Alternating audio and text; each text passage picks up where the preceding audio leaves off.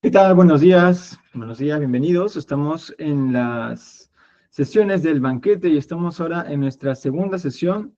En la primera dimos un panorama general de qué iba este diálogo de madurez de Platón. Dimos algunos comentarios sobre los personajes también que participan aquí. Y pues luego de también haber debatido y, bueno, puesto en escena una de las primeras partes del diálogo, nos quedamos al final, luego del discurso de Fedro, pasando por el discurso de Pausanias y finalmente de Lexímaco, ¿no?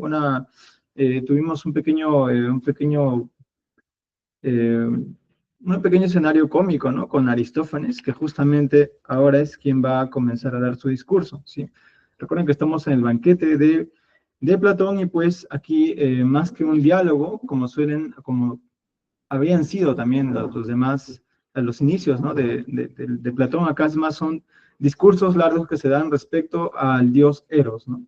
Todos ellos han llegado a una fiesta, han bebido, han tomado, y pues por recomendación del médico lexímaco, ahora están en la sobremesa, ¿no? Y tomando poco, pero más que todo centrándose en dar un discurso al dios Eros, ¿no? Al dios del amor, precisamente, ¿no? Y cada uno estaba resaltando algunas cuantas características, ¿no? Fedro por ahí, ¿no? Pausanias, Erixímaco desde la medicina, y ahora le toca pues al turno de los poetas. Y empezamos con Aristófanes, ¿no? Que es el poeta cómico por excelencia. Luego sigue pues el anfitrión, ¿no? Que es Agatón, que justamente dentro del universo platónico es quien ha ganado una tragedia y está invitando pues a su casa, ¿no? A que se puedan celebrar con él. Y finalmente vamos a quien junta ambas miradas, que es pues nada más y nada menos que Sócrates, ¿no? Que junta en sí al poeta cómico y al poeta trágico, ¿sí? Entonces, pues, sin más, vamos a dar ya comienzo a nuestra lectura. Vamos a comenzar la lectura. Estamos leyendo en esta primera escena desde la línea 189A hasta la 193E, ¿sí? Bueno, yo voy a estar aquí de Apolodoro, ¿sí? Y pues vamos a concentrarnos en lo que nos va a decir Aristófanes, ¿sí? Entonces comenzamos una vez ya ahí. Bueno, justo creo que llega nuestro amigo Kenny. ¿Qué tal, Kenny? Buen día. ¿Qué tal? ¿Cómo están? Buenos días. Disculpen que estoy acá en justo un evento deportivo, se ha cruzado con el horario ¿Mm? de, de la charla, de la clase, pero ahorita estoy Vale, dispuesto ya. Disculpen más bien la demora. vale, vale, no hay problema, Kenny. Justo estábamos por empezar. Ahí justo arrancabas tú, Kenny, ahí como Apolodoro. Entonces comenzamos de una vez. Esta escena dura algo de unos 12 minutos, 13 minutos, así que esperamos ese tiempo, ¿sí? Bien, Kenny, entonces arrancamos contigo en 3, 2, 1 y ya. Entonces Aristófanes, me dijo Aristodemo, tomando a continuación la palabra, dijo: Efectivamente, se me ha pasado, pero no antes de que le aplicara el estornudo. De suerte que me pregunto con admiración si la parte ordenada de mi cuerpo desea semejantes ruidos y cosquilleos. ¿Cómo es el estornudo? Pues cesó el hipo tan pronto como le apliqué el estornudo. a lo que respondió Erixímaco: El micrófono, por favor, Ángel. Deja tu micrófono apagado. Sí. Perdonen, sí, ya está. Mi buen Aristófanes, mira qué haces. Bromeas cuando estás a punto de hablar y me obligas a convertirme en guardián de tu discurso para ver si dices algo risible, a pesar de que te es posible hablar en paz. Y Aristófanes, echando a reír, dijo: Dices bien, Erixímaco, y considérese que no he dicho lo que acabo de decir, pero no me vigiles porque lo que yo temo en relación con lo que voy a decir no es que diga cosas risibles, pues esto sería un beneficio y algo característico de mi musa, sino cosas ridículas. Después de tirar la piedra, Aristófanes, crees que te vas a escapar, mas presta atención y habla como si fueras a dar cuenta de lo que digas. No obstante, quizás, si me parece, te perdonaré. Efectivamente, Erixímaco, tengo la intención de hablar de manera muy distinta a como tú y Pausanias han hablado. Pues a mi parecer los hombres no se han percatado en absoluto del poder de Eros, pues puesto que si se hubieran percatado, le habrían levantado los mayores templos y altares y le harían los más grandes sacrificios, no como ahora que no existe nada de esto relacionado con él, sino siendo así que debería existir por encima de todo, pues es el más filántropo de los dioses, al ser auxiliar de los hombres y médico de enfermedades, tales que, una vez curadas, habría la mayor felicidad para el género humano. Intentaré, pues, explicarles su poder y ustedes serán los maestros de los demás.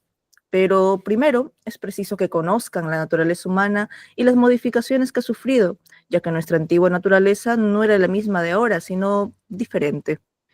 En primer lugar, 3 eran los sexos de las personas, no 2, como ahora, masculino y femenino, sino que había además un tercero que participaba de estos 2, cuyo nombre sobrevive todavía, aunque él mismo ha desaparecido.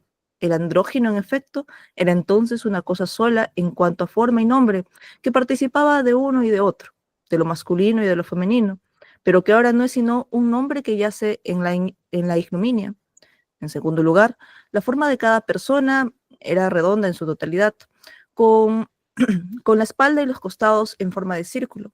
Tenía 4 manos, mismo número de pies que de manos, y 2 rostros perfectamente iguales sobre un cuello circular. Y sobre estos 2 rostros, situados en direcciones opuestas, una sola cabeza, y además 4 orejas, 2 órganos sexuales, y todo lo demás como uno puede imaginarse a tenor de lo dicho. Caminaba también recto como ahora en cualquiera de las 2 direcciones que quisiera, pero cada vez que se lanzaba a correr velozmente, al igual que ahora los acróbatas dan volteretas circulares, haciendo girar las piernas hasta la posición vertical, se movía en círculo rápidamente, apoyándose en sus miembros, que entonces eran 8. Eran 3 los sexos y de estas características, porque lo masculino era originariamente descendiente del Sol, lo femenino de la Tierra, y lo que participaba de ambos de la Luna, pues también la luna participa de uno y de otro. Precisamente eran circulares ellos mismos y su marcha, por ser similares a sus progenitores. Eran también extraordinarios en fuerza y vigor y tenían un inmenso orgullo, hasta el punto de que conspiraron contra los dioses. Y lo que dice Homero de Esfialtes y de Oto, se dice también de ellos, que intentaron subir hasta el cielo para atacar a los dioses. Entonces, Zeus y los demás dioses deliberaban qué debían hacer con ellos y no encontraban solución, porque ni podían matarlos y exterminar su linaje, fulminándolos con el rayo como a los gigantes, pues entonces se les habrían esfumado también los honores y sacrificios que recibían de parte de los hombres, ni podían permitirles tampoco seguir siendo insolentes. Tras pensarlo detenidamente, dijo al fin Zeus: me parece que tengo el medio de cómo podrían seguir existiendo los hombres y a la vez cesar de su desenfreno, haciéndolos más débiles. Ahora mismo los cortaré en 2 mitades a cada uno, y de esta forma serán a la vez más débiles y más útiles para nosotros, por ser más numerosos. Andarán rectos sobre 2 piernas, y si nos parece que todavía perduran en su insolencia y no quieren permanecer tranquilos, de nuevo los cortaré en 2 mitades, de modo que caminarán dando saltos sobre una sola pierna. Dicho esto, cortaba a cada individuo en 2 mitades, como los que cortan las cervas y las ponen en conserva, o como los que cortan los huevos con crines.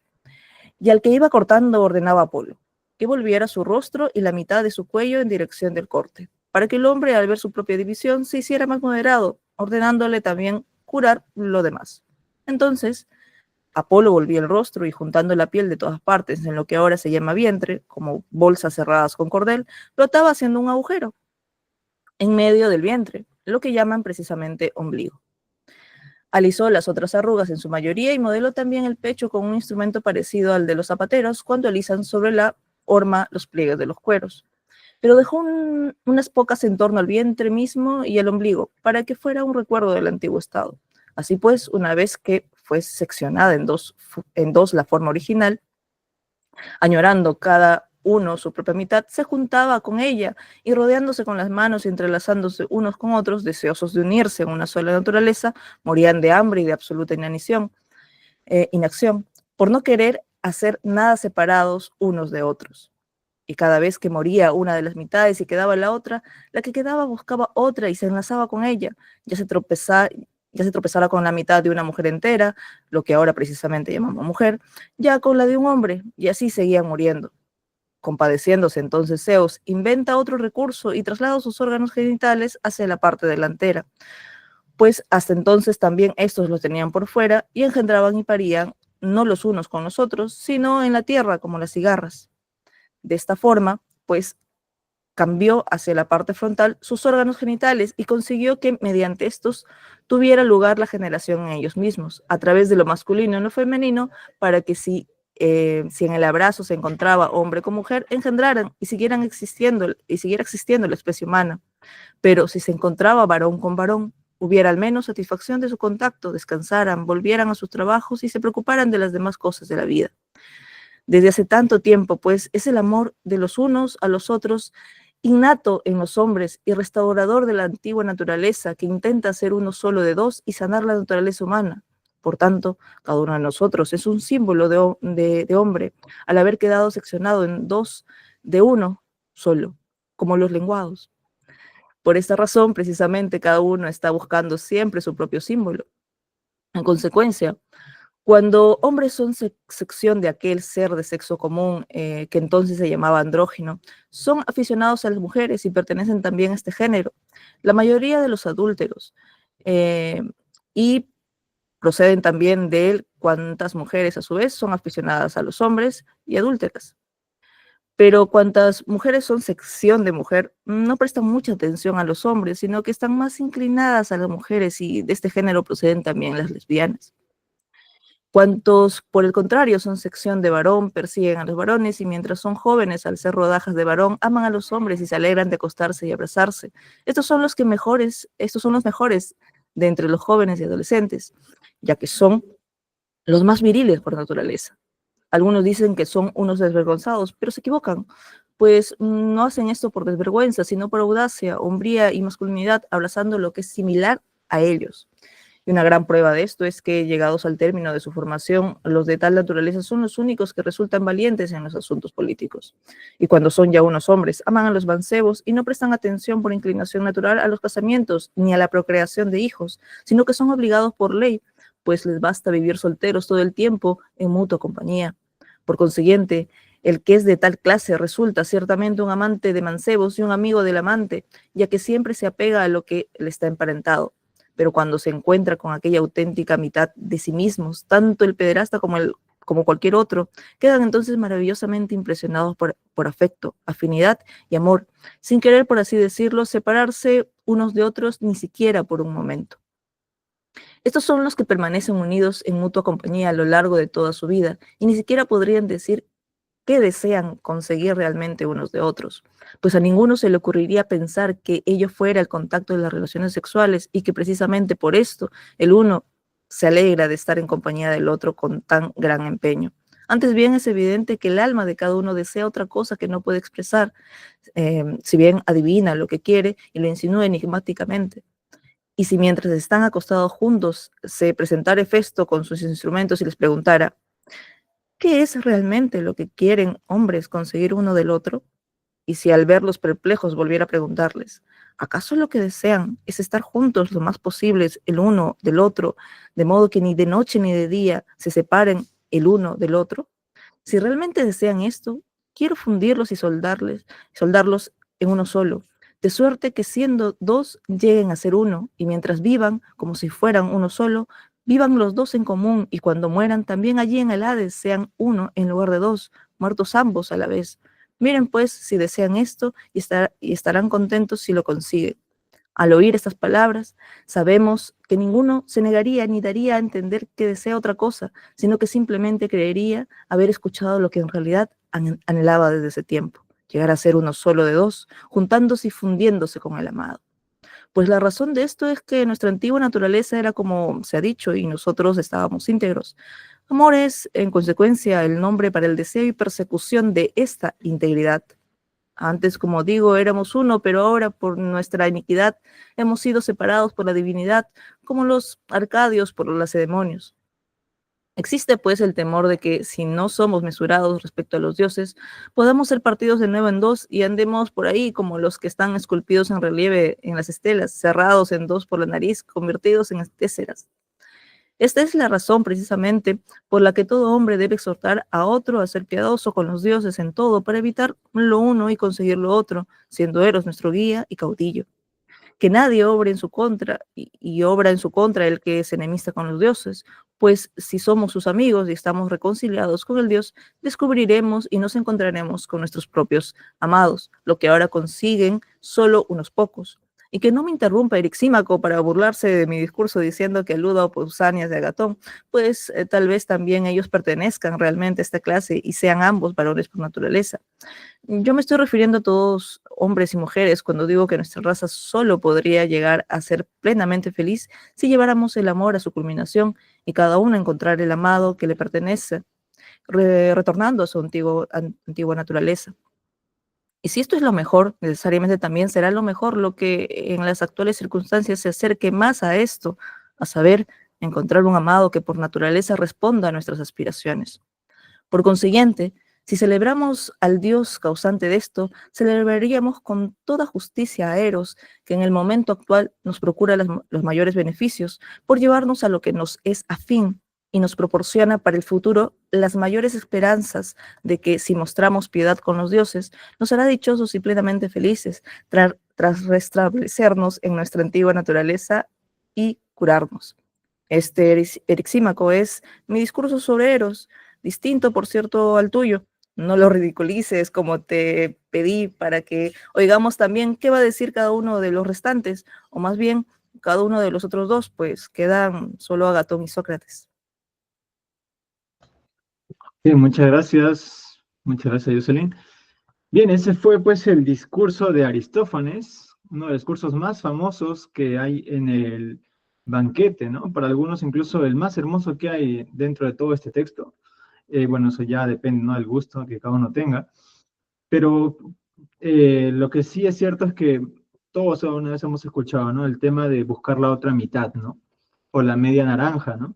Justamente, pues, se dice es el mito del cual nace esa idea, ¿no? De buscar completarse, ¿sí? De entender al amor como como un remedio a esa separación que tuvimos, ¿no? Así como hay, pues, hombres que buscan mujeres, hay hombres que buscan hombres y mujeres que buscan mujeres, ¿no? Recuerden que estamos en un contexto griego, ¿no? En el cual, pues, no existía lo que nosotros llamamos como cristianismo y nuestra moral cristiana no existía aún. Si bien tampoco era, pues, que ellos sean unos pervertidos, como aquí mismo se trata de defender, ¿no? Sino que ellos veían la pluralidad, ¿no? En cómo se relacionaban los seres humanos, y justamente en este mito, pues, se da una explicación, aunque más que explicación, un fundamento de cómo es que las cosas son como son, ¿no? Y entre ellos justamente el tema del sexo y las relaciones sexuales. Pero ¿cómo empieza? Aristófanes empieza diciendo, claro, que él se ha curado debido a a un estornudo, ¿verdad? Y a ruidos y cosquilleos, ¿no? O sea, empieza él diciendo que, claro, él es un cómico, ¿no? Y la comedia está relacionada justamente con la acción física, ¿no? Te golpeas, alguien se cae, no sé, algo sale de tu cuerpo, ¿sí? Justamente por ahí empieza diciendo, ¿no? Y quizás dice él, ¿no? No te burles porque es diferente decir cosas risibles a decir cosas ridículas, ¿no? ¿Sí? Hay que poner eso también ahí al inicio nada más, ¿no? Acá dice, ¿no? Exímaco dice,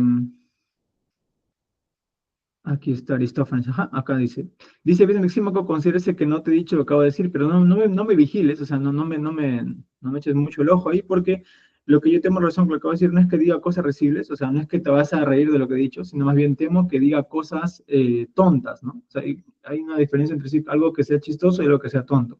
Entonces ahí se cuida ya Aristófanes de las posibles críticas que le hagan por justamente ser un poeta cómico y estar diciendo algo serio, ¿no? ¿Sí? Bien, entonces comienza pues su discurso y dice que Eros ha sido descuidado por la mayoría, lo cual no es cierto, como dice la nota 67, no es cierto que Eros haya sido descuidado, se hacían ceremonias en Grecia en torno a Eros, pero bueno, acá está poniendo pues la exageración, ¿no?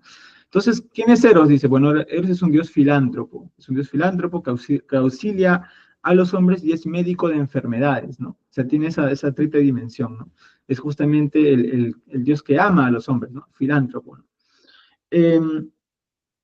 Antes de explicar su poder, dice el poder de Eros, hay que explicar la naturaleza humana, ¿no? Claro, como Eros ayuda a los hombres, pues primero tener una idea de cómo eran los hombres o cómo son los hombres, ¿no? Los seres humanos en general. ¿Sí? Y te habla de los tres sexos, ¿no? Tres sexos que tienen que ver también con el propio idioma, porque en griego tenemos el masculino, el femenino y el neutro, ¿sí? Tenemos esos tres. Hay como en el alemán y otros idiomas, tenemos pues el sustantivo es el, la, y bueno, nosotros no tenemos, ¿no? El lo no es justamente un sustantivo, pero en fin, se entiende que quiere decir algo neutro, ¿no? Bueno, ellos sí lo tienen en su lenguaje, entonces también, como está en su lenguaje, también está justamente dentro de su manera de entender las cosas. Y ese tercer sexo, el tercer gene, ¿no? Es el andrógino, ¿sí? El andrógino, ¿no? Y muchos hacen del andrógeno el hermafrodita. No es lo mismo, no es lo mismo andrógeno y hermafrodita, ¿no? Pero, bueno, en resumen, ambos comparten la naturaleza masculina y femenina, ¿sí? Bien, pues entonces comenta que habían tres sexos y pues éramos seres circulares, ¿no? Esas son las dos grandes diferencias. En primer lugar, tres sexos y en segundo lugar, éramos seres circulares. Y cada uno estaba relacionado con alguna parte del cosmos, ¿no? Por ejemplo, lo masculino estaba relacionado con el sol, ¿no? El sol masculino. Lo femenino con la tierra, ¿sí? Y el andrógeno con la luna, ¿no? Ahora, ¿por qué esta similitud? Bueno, porque, claro, quien media entre la tierra y el sol justamente es la luna, ¿no? La luna está en medio entre el sol y la luna, entonces justamente el andrógeno tiene sentido que sea quien comparte más naturaleza porque está justamente en el medio, ¿no? Sí. Ahora, esto, y acá lo comenta ligeramente, ¿no? El comentador.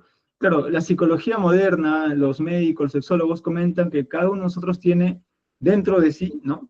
Alguna forma desviada del otro sexo, ¿no? Lo que Carl Gustav Jung llamaba el ánima y el ánimos, ¿no? ¿Sí? Y claro, justamente a veces uno descuida una de esas partes y justamente eso causa cierto tipo de malestar, ¿no? O sea, en general somos todos medio hermafroditas, en resumen, lo que quiere decir aquí el autor, ¿sí? Bien, pues entonces, ¿qué pasa? Que estos seres circulares son orgullosos y quieren enfrentarse a los dioses, ¿no? Otra vez la hibris, ¿no? La hibris. Y pues Zeus tiene la decisión de partirlos y los corta, ¿no? En mitades para que se debiliten también, y los corta muy fácilmente, ¿no? Acá cuando dice que los corta como se cortan las herbas y como se cortan los huevos con crin, es decir, que se separan muy fácilmente, o sea, no estaban, si bien eran uno, ¿no? Partirlos no fue tan difícil, ¿no? No fue tan difícil partirlos, ¿sí? Eso hace referencia. Entonces, una vez que los seccionen en dos, pues estas mitades lo que hacen es buscarse y querer entrelazarse y querer fundirse, ¿no? Porque, claro, quieren volver a ser lo que han sido antes. Y justamente eso les causa un gran problema porque se mueren de inacción, en fin, no quieren ser nada separados. Entonces, nuevamente vuelven a reformularlo, ¿no? Vuelven a darle nueva forma a estos seres primigenios y pues ya tienen la estructura que tenemos nosotros ahora, ¿no? Entonces ahí, si hemos sido antes hermafroditas, entonces vamos a buscar nuestra media mitad, y nuestra media mitad, no si eres hombre, va a ser mujer, si eres mujer, va a ser hombre, pero si tu ser primigenio ha sido, pues, un hombre, entonces te han partido en dos hombres, ¿no? Entonces el hombre va a buscar otro hombre. Y si tu ser primigenio ha sido una mujer, entonces se va a partir, y bueno, la mujer va a buscar otra mujer, ¿no? Justamente así es como se explica, pues, el homosexualismo aquí, ¿verdad? Y bueno, y esta parte es súper interesante porque se habla del símbolo, justamente, ¿no? Y esta sección va a ser también interesante cuando ya se retome más adelante el discurso de Diótima y todo lo demás, que el ser humano en general es símbolo, ¿no? Porque estamos divididos y el símbolo justamente es esto, es el simboleo, es la unión, ¿no? ¿Sí? Y estamos constantemente buscando nuestro símbolo, nuestra otra mitad, nuestra otra parte, ¿sí? Y se resalta la naturaleza simbólica que tenemos los seres humanos, ¿no? Al sentirnos justamente divididos. Y claro, también el deseo que tenemos de encontrarnos unos con otros. Por cierto, cuando se menciona a las lesbianas, no se dice lesbianas, como ahora se los dice, sino se le dice, así como ves, ¿no? Etairiestai, ¿sí? Porque en ese entonces, ¿no? Lesbos era pues una polis, ¿no? Y cuando se decía lesbianas, se hacía referencia a quienes vivían en esa polis, ¿no? Entonces, ¿no? Por motivos de contexto, la traducción de esta palabra se trae como lesbianas, ¿no? Quiere decir al final lo mismo, ¿sí? Y bueno, ya vamos cerrando con su discurso. Bueno, hay unos deseos de unión, ¿sí? Zeus siente compasión de ellos, ¿verdad? Cada uno es un símbolo de uno mismo, bueno, se hace referencia a la homosexualidad, y al final hay una definición de Eros, ¿no? Al final, ¿qué es Eros o qué es el amor? Eros es el nombre que se da para el deseo y la persecución de esa unidad, ¿no? O sea, el amor es el deseo de unidad, prácticamente, es deseo y querer buscar esa unidad, ¿sí? Y luego te ponen advertencia, ¿no? Cuidado con que seamos desmesurados con los dioses porque puede que nos vuelva a partir y bueno, andemos pues ya la mitad de la mitad, ¿no? ¿Sí? Y eso ya sería bastante complicado, ¿no? Porque ahí tendríamos que buscar no solamente nuestra mitad, sino nuestras otras tres mitades, ¿no? Sería mucho más difícil todavía, ¿sí? Y bien, ahí es como termina el discurso, el bueno de Aristófanes contándonos un mito, ¿no? Que es un mito platónico, porque este mito no es un mito que está en la tradición griega, no es un mito que Platón crea justamente para este fin, ¿no? Con el fin de decir que somos, pues, mitades buscándonos entre nosotros, ¿no? Andábamos sin buscarnos, pero andábamos para encontrarnos, dirá por ahí Julio Cortázar, ¿sí? Bien, no sé, ¿qué les pareció? ¿Qué les pareció a Aristófanes de su discurso, ¿no? Aristófanes se puso serio aquí y empezó a contar un mito, ¿no? Este es un mito un mito de la raza de oro, pero claro, en su mirada esta raza dorada es una raza circular, ¿no? Que ya está completa, ¿sí? Y que justamente se va degenerando por justamente querer igualar a los dioses, ¿no? Cosa muy común entre la mentalidad griega y sus héroes también. ¿Algún comentario que tengan los que están presentes? ¿Qué les pareció? ¿Es en verdad Eros deseo de unidad? ¿No?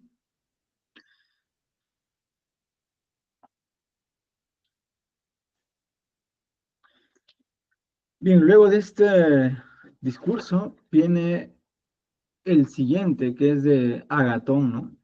Que él vaya a terminar justamente con darle ya todas las características que no dijo a Aristófanes, ¿no? Respecto a Eros, ¿sí? Porque más que lo que todo ha hecho Aristófanes es hablar de la naturaleza humana en relación con Eros, ¿no? Pero ya Agatón va a decir más sobre Eros, ¿sí? Cuáles son sus características, qué tipo de dios es, qué virtudes tiene, ¿no? Bien, entonces creo que sin más vamos a pasar ya a la segunda escena. Esta segunda escena parte de la 193 hasta la 197, ¿sí? Entonces acá vamos a escuchar pues a Erixímaco, a Agatón y finalmente por ahí también aparece Sócrates, ¿no? Entonces demos pues paso ya a nuestra segunda escena. Vamos a dar paso por acá. Bien, ahí. Entonces empezamos, esta escena dura un poco menos que la anterior, ¿no? Algo de unos 12 minutos también. Y empezamos en unos 3, 2, 1 y ya. Pues bien, te obedeceré, pues también a mí me ha gustado oír tu discurso. Y si no supiera que Sócrates y Agatón son formidables en las cosas del amor, mucho me temería que vayan a estar faltos de palabras, por lo mucho y variado que ya se ha dicho. En este caso, sin embargo, tengo plena confianza. Tú mismo, Alexímaco, has competido en efecto muy bien, pero si estuvieras donde estoy yo ahora, o mejor, tal vez donde esté cuando Agatón haya dicho también su bello discurso, tendrías en verdad mucho miedo y estarías en la mayor desesperación como estoy yo ahora. Pretendes hechizarme, Sócrates, para que me desconcierte, haciéndome creer que domina a la audiencia una gran expectación ante la idea de que voy a pronunciar un bello discurso. Sería realmente desmemoriado, Agatón, si después de haber visto tu hombría y elevado espíritu al subir al escenario con los actores y mirar de frente a tanto público sin turbarte lo más mínimo en el momento de presentar tu propia obra, creyese ahora que tú ibas a quedar desconcertado por causa de nosotros, que solo somos unos cuantos hombres. ¿Y qué, Sócrates? ¿Realmente me consideras tan saturado de teatro como para ignorar también que, para el que tenga un poco de sentido, unos pocos inteligentes son más de temer que muchos estúpidos? En verdad no haría bien, Agatón, si tuviera sobre ti una rústica opinión, Pues sé muy bien que si te encontraras con unos pocos que consideras sabios, te preocuparías más de ellos que de la masa. Pero tal vez nosotros no seamos de esos inteligentes, pues estuvimos también allí y éramos parte de la masa. No obstante, si te encontraras con otros realmente sabios, quizás te avergonzarías ante ellos, si fueras consciente de hacer algo que tal vez fuera vergonzoso. ¿O qué te parece? Que tienes razón. ¿Y no te avergonzarías ante la masa si creyeras hacer algo vergonzoso?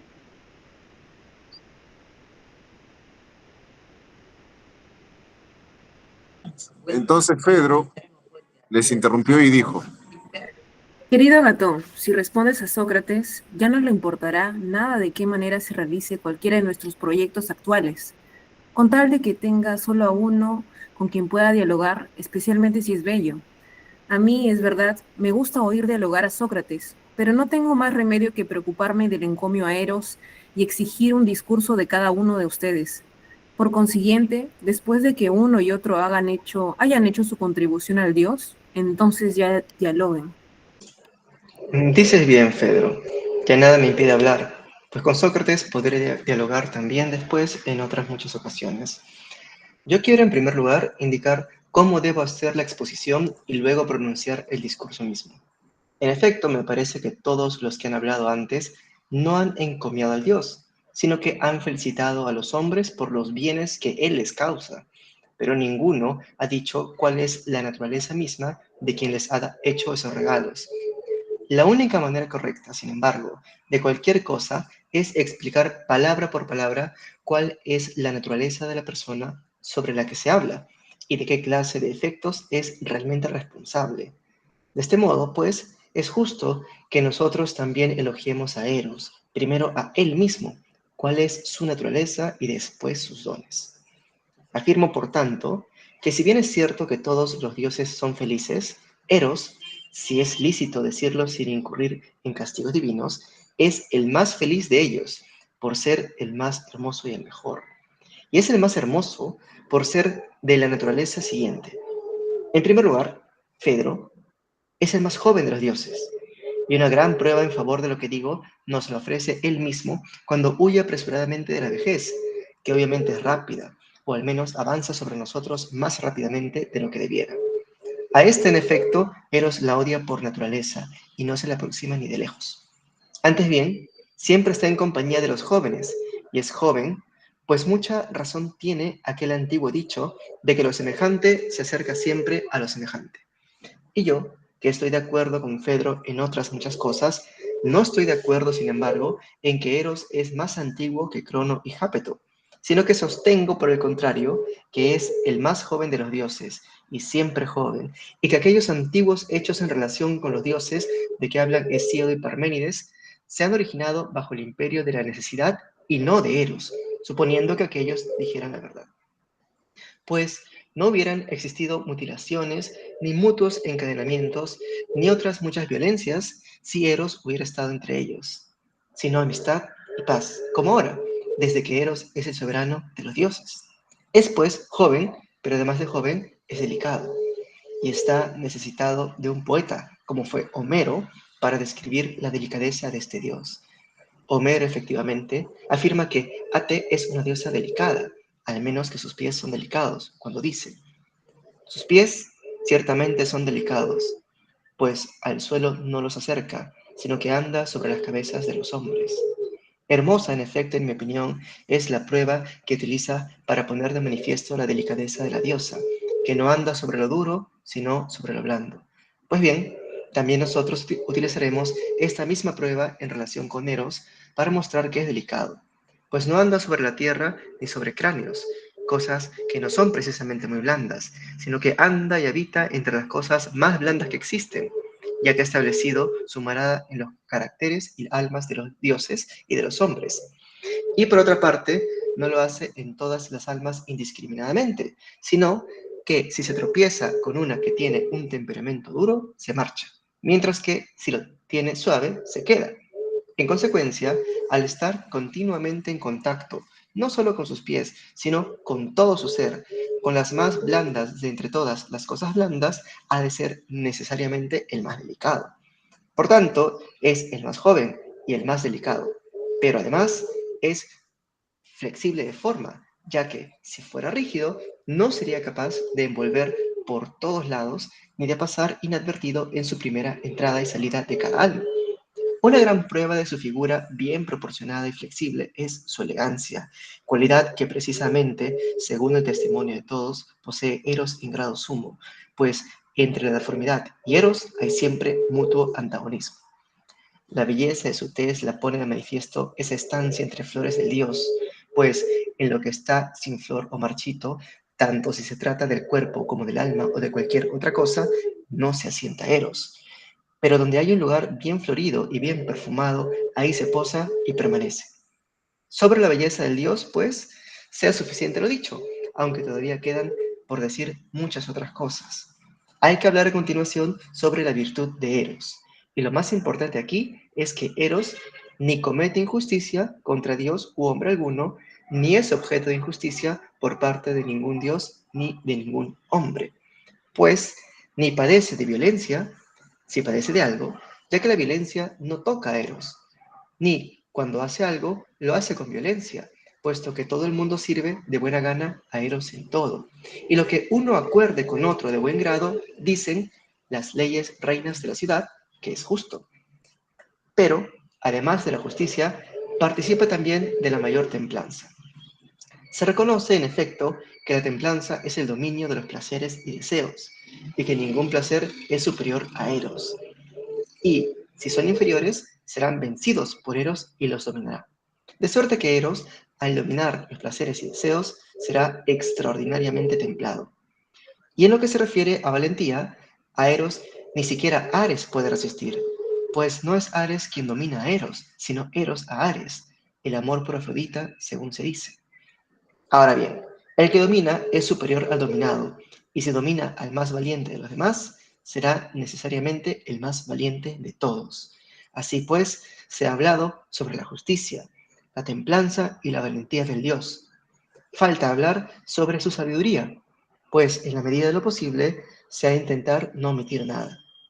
En primer lugar, para honrar también yo a mi arte, como Erixímaco el suyo, es el dios poeta tan hábil que incluso hace poeta a otro.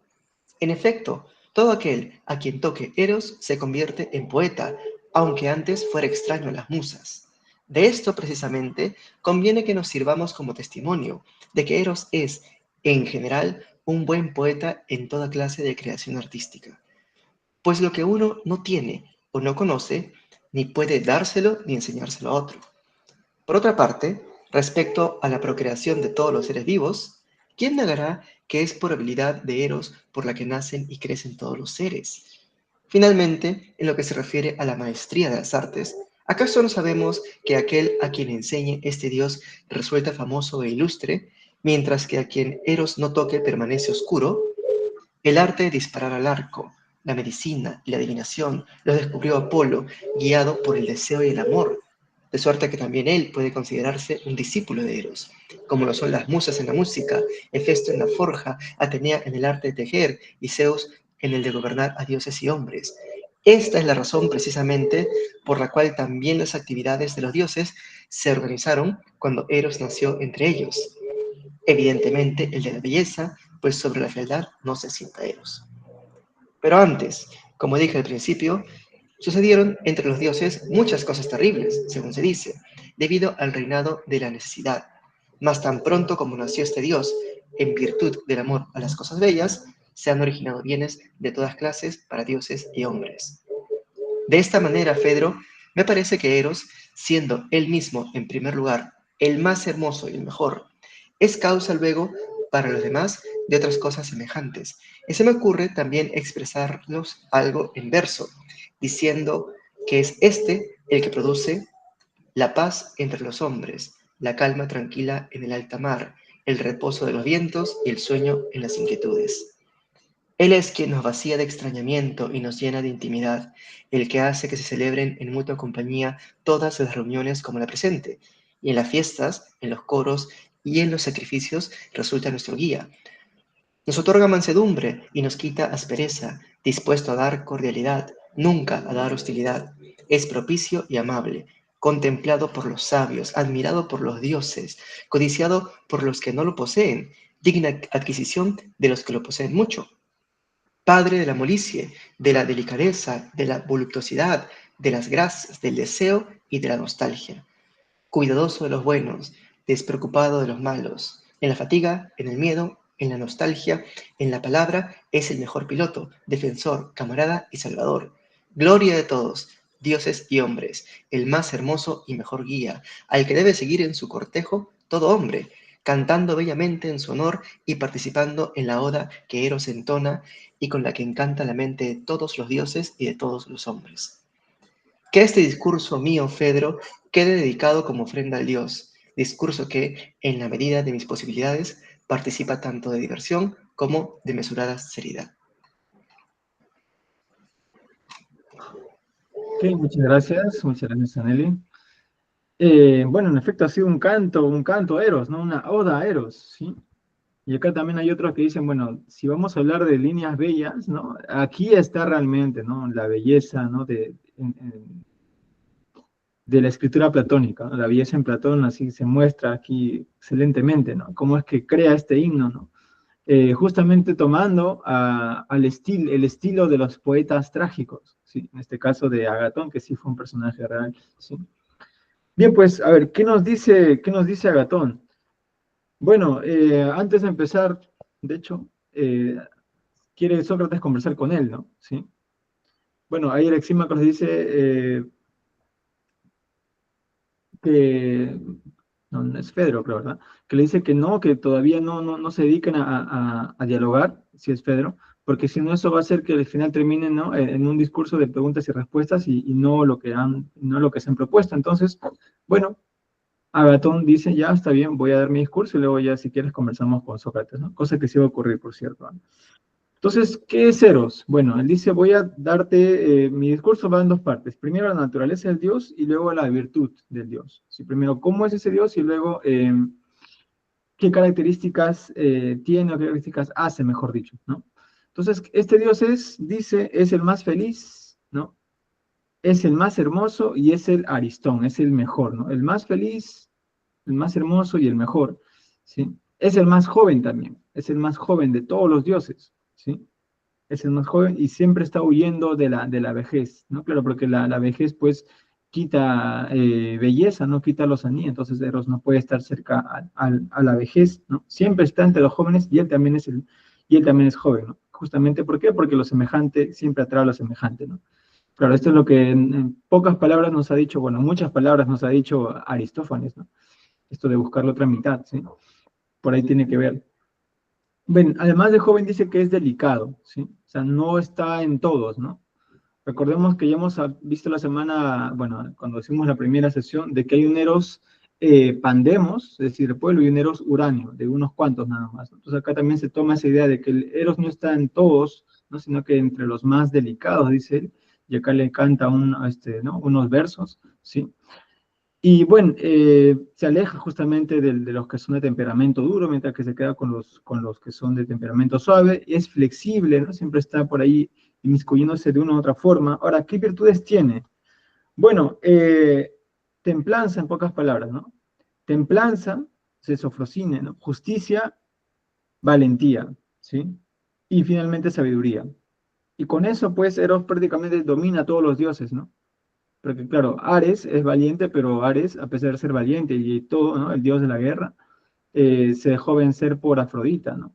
Entonces Eros también estuvo dominando a Ares y acá te nombra otros más incluso, ¿no? ¿Sí? Entonces Eros tiene todas esas características que también enseña a sus propios discípulos, ¿no? Y en este caso, el que es poeta dice, Eros también te hace poeta, ¿sí? Eros también te hace poeta. Si antes no tenías nada que ver con la poesía, cuando llega Eros a tu vida, bueno, te vuelves poeta, ¿no? Clásico de los enamorados, ¿verdad? Y finalmente Eros se enfrenta al reinado de la necesidad, ¿no? Antes que Eros estuvo el reinado de la necesidad, ¿sí? Y las cosas se hacían porque eran necesarias, pero cuando llega Eros se hacen ya no por la necesidad, sino también por el deseo de querer hacerlas, ¿no? Y eso ha otorgado grandes bienes a los dioses y hombres. Y finalmente termina, pues, con un discurso bastante hermoso sobre lo que es Eros y lo que hace Eros, ¿no? ¿Sí?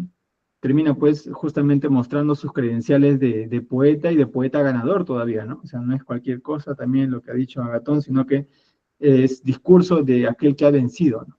Y aquí pues está mostrando justamente todo eso que lo ha hecho merecedor de ese primer puesto.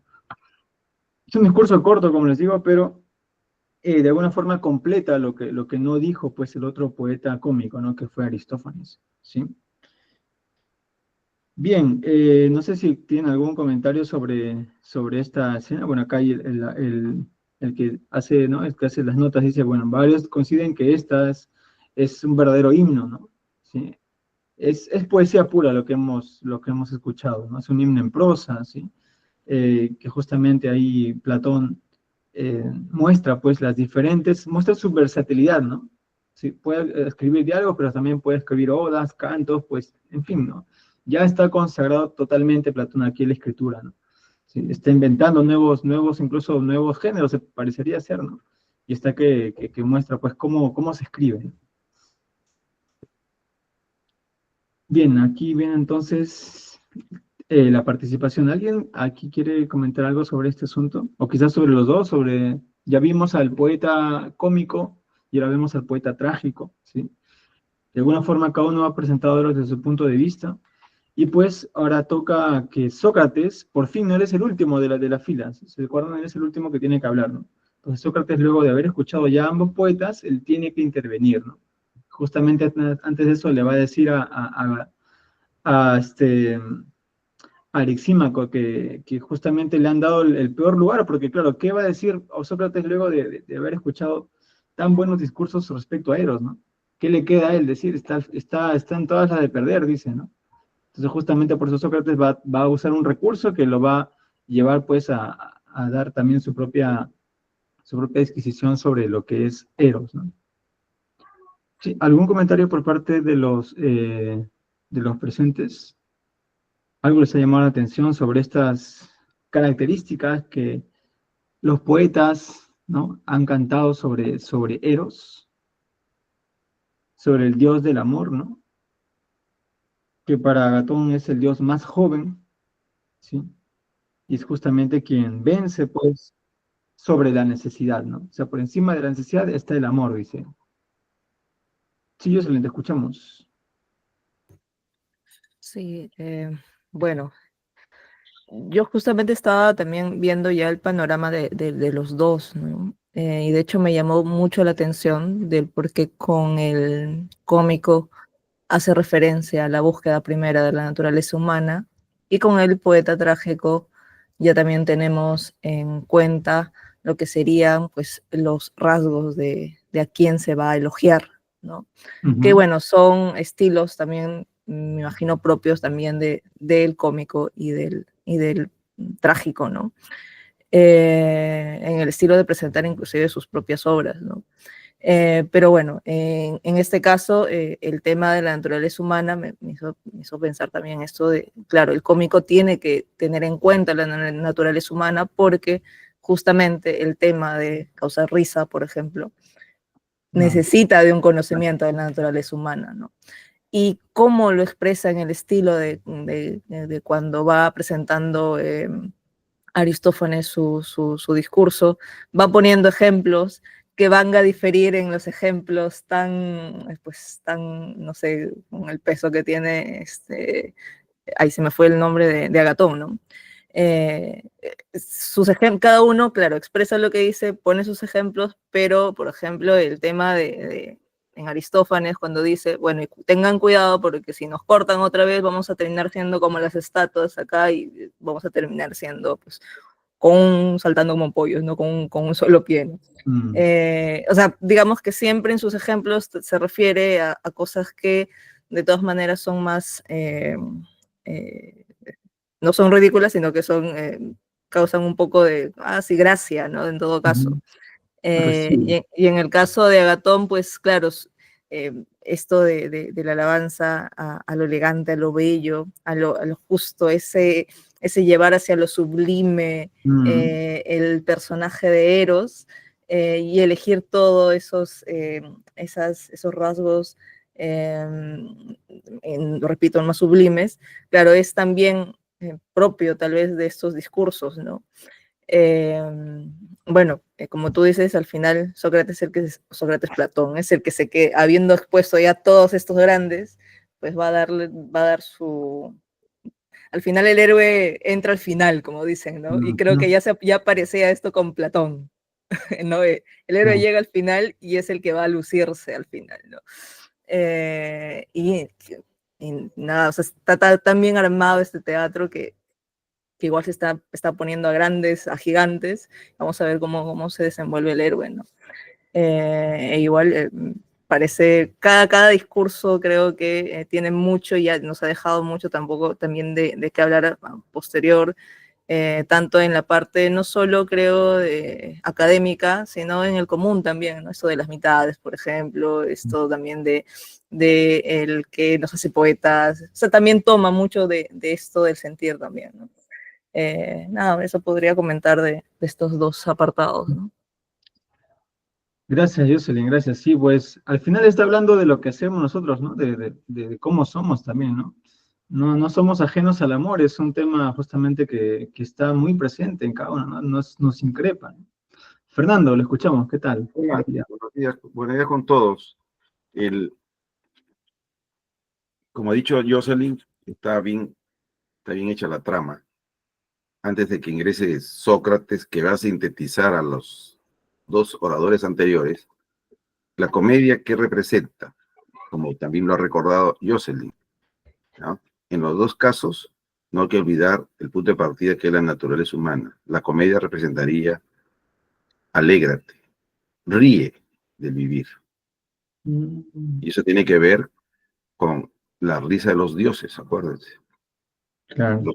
Los mortales, si algo les queda es tratar de tener a los dioses como referentes, como modelo, sabiendo que nunca van a poder ser como ellos, completamente felices. Pero hay que reírse, no solamente en los momentos de alegría, sino en especial en los momentos de tristeza, para poder seguir adelante con lo que significa el vivir. Y la tragedia, lo trágico, es la otra parte de la vida, pues, la tristeza. ¿Ah? Los dos elementos propios de la vida que a nosotros nos toca experimentar, soportar, vivir, ¿no? También festejar. Ahora, pero también en el caso de Eros, del amor en relación con Afrodita, ya Platón, en palabras de Sócrates, ya nos va a enfilar a dar cuenta que por encima de la atracción del amor sexual, el de los cuerpos, que es un placer grandioso, hay un placer mayor, que es el del propio intelecto. Y ya aquí ya es, como también lo ha señalado muy bien Max, ya es un Platón maduro, pues, que nos está conduciendo a dar cuenta del amor superior del intelecto. Por eso que también va a terminar, no justificando, sino poniendo en una máxima, en máximo nivel el amor homosexual, pues. Pero ese amor homosexual que ya deja de lado la atracción de los cuerpos, ya es única y exclusivamente es atracción del alma, que es el gran giro que va a dar Bien, ese sería mi comentario, Max. Sí, Fernando, gracias. No, en efecto, ¿no? Hay que recordar que Sócrates, pues, tiene ambas facetas, ¿no? Él junta la tragedia y la comedia, ¿no? Él es muy alegre, muy vital, ¿no? Y cuando llega un momento de despedirse, también muy trágico, ¿no? Y ahorita vamos a entender más de cómo es que Sócrates se enfrenta a Eros, o más bien dicho, cómo al final Sócrates termina siendo el propio Eros, ¿no? Pero por eso todavía falta unas cuantas escenas más. Bien, estamos ya en la tercera escena. Esta es una escena ya más de otro estilo, pero igual sigue siendo parte de este diálogo. Dura un poco menos también. Acá hay un debate entre Sócrates y Agatón, ¿no? Miren cómo es, ¿no? Agatón ha brillado, ha hecho un discurso excelente, ¿no? Muchos han aplaudido incluso ¿no? ¿Quién aplaudiría, no? Luego de escuchar a alguien hablando así. siendo poeta todavía, o sea, declamándolo bien. Y viene Sócrates con su método dialéctico, ¿no? Queriendo, pues, ahí confundir al poeta. Ya vamos a ver, no quiero adelantarles mucho, ¿no? ¿Sí? Vamos a ver cómo es que justamente, por eso Nietzsche lo critica mucho, ¿no? Con su enfermedad de la razón quiere enfrentarse, pues, a la tradición trágica, ¿no? Bueno, a ver, en esta escena, ¿sí? Sí, por ahí, ¿alguien quiere decir algo? Sí, sí, Perdón, acá hay un poco de bulla ahora mismo, disculpen que no pueda atenderlos correctamente. vale, Kenny, listo. Bien, justamente empezamos con Apolodoro, Sócrates entre Lixímaco y nos quedamos con Sócrates y Agatón. ¿Sí? Dale, Kenny, te escuchamos. Al terminar de hablar Agatón, me dijo Aristodemo que todos los presentes aplaudieron estruendosamente, ya que el joven había hablado en términos dignos de sí mismo y del dios. Entonces Sócrates, con la mirada puesta en Erixímaco, dijo: Sigue pareciendo, oh hijo de Acúmeno, que mi temor de antes era injustificado. ¿O no crees más bien que he hablado como un adivino cuando decía hace un momento que Agatón hablaría admirablemente y que yo me iba a encontrar en una situación difícil? Una de las dos cosas que Agatón hablaría bien, creo, en efecto, que la has dicho proféticamente, pero que tú ibas a estar en una situación difícil, no lo creo. ¿Y cómo feliz Erixímaco no voy a estarlo? No solo yo, sino cualquier otro que tenga la intención de hablar después de pronunciar un discurso tan espléndido y variado.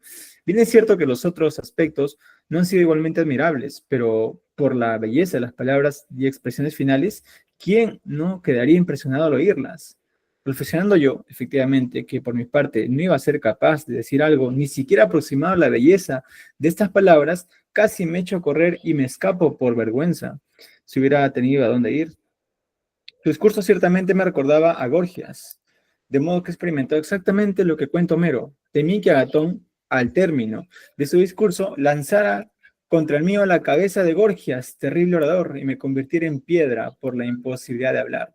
Y entonces, precisamente comprendí que había hecho el ridículo cuando me comprometí con ustedes a hacer, llegado mi turno, un encomio a Eros en su compañía y afirmé que era un experto en las cosas del amor, sin saber, de hecho, nada del asunto, o sea, cómo se debe hacer un encomio cualquiera.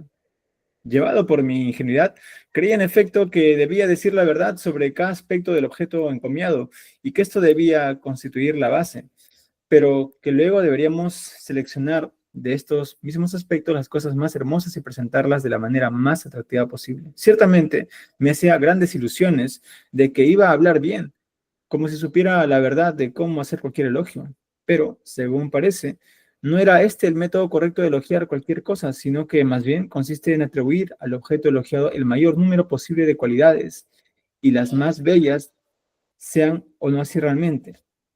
Y si eran falsas, no importaba nada, pues lo que antes se nos propuso fue al parecer que cada uno de nosotros diera la impresión de hacer un encomio a Eros, no que éste fuera realmente encomiado. Por esto, precisamente, supongo, remueven todo tipo de palabras y se las atribuyen a Eros y afirman que es de tal naturaleza y causante de tantos bienes, para que parezca el más hermoso y el mejor posible. Evidentemente, ante los que no le conocen, no por supuesto, ante los instruidos, con lo que el elogio resulta hermoso y solemne. Pero yo no conocía en verdad este modo de hacer un elogio, y sin conocerlo les prometí hacerlo también yo cuando llegara mi turno. La lengua lo prometió, pero no el corazón. Que se vaya pues a paseo el encomio. Yo ya no voy a hacer un encomio de esta manera, pues no podría. Pero con todo estoy dispuesto, si quieren, a decir la verdad a mi manera, sin competir con sus discursos, para no exponerme a ser objeto de risa. Mira pues, Fedro, si hay necesidad todavía de un discurso de esta clase, y si quieren oír expresamente la verdad sobre Eros, pero con las palabras y giros que se me puedan ocurrir sobre la marcha. Entonces Pedro y los demás le exhortaron a hablar como él mismo pensaba que debía expresarse. Pues bien, Fedro, déjame preguntar todavía a Gatón unas cuantas cosas para que una vez que haya obtenido su conformidad en algunos puntos pueda hablar. Bien, te dejo. Pregunta, pues. Después de esto, comenzó Sócrates más o menos así. En verdad, querido Gatón, me pareció que has introducido bien tu discurso cuando decías que había que exponer primero cuál era la naturaleza de Eros mismo y luego sus obras. Este principio me gusta mucho. Ya pues, ya que a propósito de Eros me explicaste, por lo demás, espléndida y formidablemente cómo era, dime también lo siguiente, ¿es acaso Eros de tal naturaleza que debe ser amor de algo o de nada? Y no pregunto si es amor de una madre o de un padre, pues sería ridícula la pregunta de si es amor de madre o de padre, sino como si acerca de la palabra misma padre preguntara, ¿es el padre padre de alguien o no? Sin duda me dirías, si quisiera responderme correctamente, que el padre es padre de un hijo o de una hija, ¿o no? Claro que sí. ¿Y no ocurre lo mismo con la palabra madre? También en esto estuvo de acuerdo.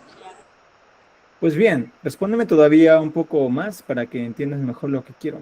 Si te preguntara, ¿y qué? ¿Un hermano en tanto que hermano es hermano de alguien o no? Agatón respondió que lo era. ¿Y no lo es de un hermano o de una hermana? Agatón asintió. Intenta entonces decir lo mismo acerca del amor. ¿Es Eros amor de algo o de nada? Por supuesto que lo es de algo. Pues bien, guárdate esto en tu mente y acuérdate de qué cosa es el amor. Pero ahora respóndeme solo a esto. ¿Desea Eros aquello de lo que es amor o no? Naturalmente. Y desea y ama lo que desea y ama cuando lo posee o cuando no lo posee. Probablemente cuando no lo posee. Considera pues si en lugar de probablemente no es necesario que sea así. Esto es, lo que desea, desea aquello de lo que está falto y no lo desea si no está falto de ello. A mí en efecto me parece extraordinario, Agatón, que necesariamente sea así. ¿A ti cómo te parece? También a mí me lo parece. Dices bien, pues, ¿desearía alguien ser alto si es alto o fuerte si es fuerte? Imposible, según lo que hemos acordado. Porque naturalmente el que ya lo es no podría estar falto de estas cualidades. Tienes razón. Pues si el que es fuerte quisiera ser fuerte, el que es rápido ser rápido, el que está sano estar sano, tal vez en efecto alguno podría pensar a propósito de estas cualidades y de todas las similares a estas, que quienes son así y las poseen desean también aquello que poseen. Y lo digo precisamente para que no nos engañemos. Estas personas, Agatón, si te fijas bien, necesariamente poseen en el momento actual cada una de las cualidades que poseen, quieran o no. ¿Y quién desearía precisamente tener lo que ya tiene? Mas cuando alguien nos diga, yo que estoy sano, quisiera también estar sano, y siendo rico, quiero también ser rico, y deseo lo mismo que poseo. Le diríamos, tú, hombre, que ya tienes riqueza, salud y fuerza, lo que quieres realmente es tener esto también en el futuro. Pues en el momento actual, al menos, quieras o no, ya lo posees. Examina pues si cuando dices deseo lo que tengo, no quieres decir en realidad otra cosa que quiero tener también en el futuro lo que en la actualidad tengo. ¿Acaso no estaría de acuerdo? Agatón afirmó que lo estaría. Entonces Sócrates dijo, Y amar aquello que aún no está a disposición de uno ni se posee, ¿no es precisamente esto? Es decir, que uno tenga también en el futuro la conservación y el mantenimiento de estas cualidades. Sin duda. Por tanto, también este y cualquier otro que sienta deseo, desea lo que no tiene a su disposición y no está presente, lo que no posee, lo que él no es y de lo que está falto. ¿No son estas más o menos las cosas de las que hay deseo y amor? Por supuesto. Pues recapitulemos los puntos en los que hemos llegado a un acuerdo. ¿No es verdad que Eros es, en primer lugar, amor de algo y luego amor de lo que tiene realmente necesidad? Sí. Siendo esto así, acuérdate ahora de qué cosas dijiste en tu discurso que era objeto Eros. O si quieres, yo mismo te las recordaré. Creo en efecto que dijiste más o menos así, que entre los hombres se organizaron las actividades por amor de lo bello, pues de lo feo no había amor. ¿No lo dijiste más o menos así? Así lo dije, en efecto. Y lo dices con toda razón, compañero. Y si esto es así, ¿no es verdad que Eros sería amor de la belleza y no de la fealdad? Agatón estuvo de acuerdo en esto. Pero ¿no se ha acordado que ama aquello de lo que está falto y no posee? Sí. Luego Eros no posee belleza y está falto de ella. Necesariamente.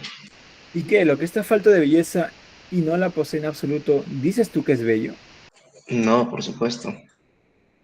¿Reconoces entonces todavía que Eros es bello si esto es así? Me parece, Sócrates, que no sabía nada de lo que antes dije. Y sin embargo hablaste bien, Agatón, pero respóndeme todavía un poco más. ¿Las cosas buenas no te parecen que también son bellas? A mí al menos me lo parece. Entonces, si Eros está falto de cosas bellas, y si las cosas buenas son bellas, estará falto también de cosas buenas. Yo, Sócrates, no podría contradecirte. Por consiguiente, que sea así como dices. En absoluto, esa es la verdad, querido Agatón, a la que no puedes contradecir, ya que a Sócrates no es nada difícil. Pero voy a dejarte por ahora y les contaré el discurso sobre Eros que oí un día de labios de una mujer de Mantinia, Diótima, que era sabia en estas y otras muchas cosas. Bien, bien. Listo, estamos llegando ya casi al final de nuestra sesión. Estamos en la tercera escena y como se dan cuenta hay un eh, diálogo, ¿no?